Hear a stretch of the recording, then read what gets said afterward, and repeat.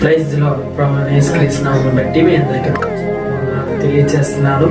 మరి మేము మచిలీపట్నం దగ్గర కాజా అనే గ్రామం సునీల్ పాస్టర్ గారు మరి ప్రోగ్రాంకి వచ్చాము. అయితే ఈ అమ్మమ్మ గారు తాతయ్య గారు చూడని ఎంత వయసులో ఉందో, నిజంగా ఈ వయసులో ఇంత కష్టపడుతున్నారంటే అది దేవుని కృప.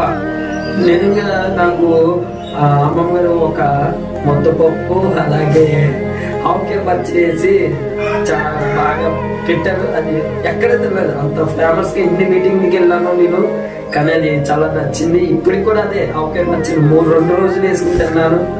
మరి చాలా చక్కగా మమ్మల్ని ప్రేమించి 2 రోజులు మమ్మల్ని ఒక మనోడ కింద చూసుకుని 2 రోజులు మాకు ఫుడ్ పెట్టారు. మరి ఈ ఖర్చు ఎంత అయిందో దేవుడు అంచెలుగా వాళ్ళకి ఇచ్చిన కాక.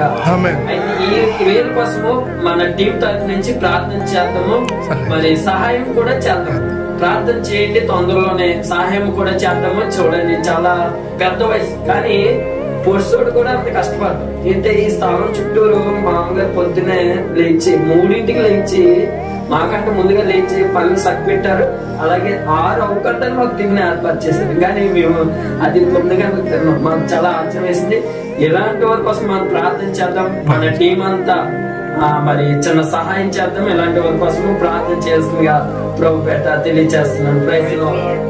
యంగ్ వర్షిప్ టీం యవనస్తులు సిద్ధపాటు గ్రూప్ లో ఉన్న గ్రూప్ అడ్మిన్స్ కు, స్నేహితులకు, బంధువులకు, సేవకులకు ప్రతి ఒక్కరికి క్రీస్తునామములో శుభం. ఇది ఇక్కడ చూస్తున్న తాతయ్య, నాన్నమ్మ లాంటి వారు 20 వయసులో చాలా అనుభవం పెద్దవారైనప్పటికీ కూడా మాకు చాలా బాగా ఫుడ్ విషయంలో ప్రతి దాంట్లో కూడా, పూర్వకాలంలో మేము తిన్నామో లేదో మాకు తెలియదు కానీ గత 2 రోజులుగా మేము తింటా ఉన్నాం.